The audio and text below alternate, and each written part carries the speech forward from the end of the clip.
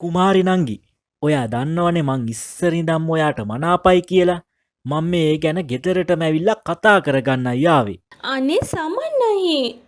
මං කලිනුත් කියලා තියෙනවනේ. මං ඔයාට කැමති නෑ. ඒක එදත් එහෙමයි, අදත් එහෙමයි, හෙටත් එහෙමයි. මොකද කුමාරි නංගි ඔයා මට ඔච්චරම අකමැති වෙන්න හේතුව?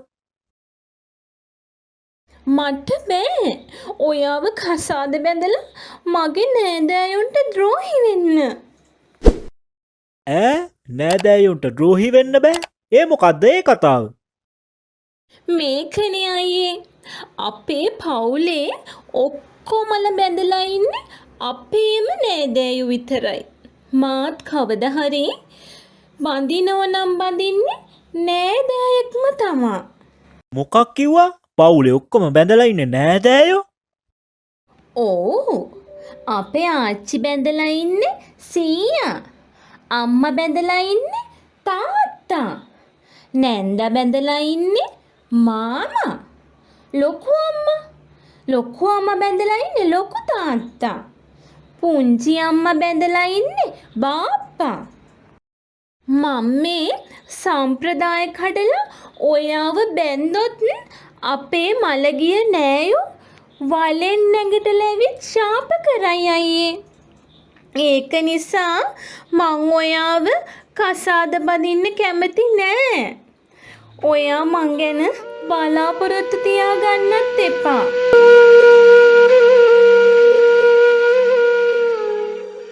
අනේ අපොයි තාම පූර්ණ ළමාවිය සංවර්ධනය වෙලා නෑ වගේ.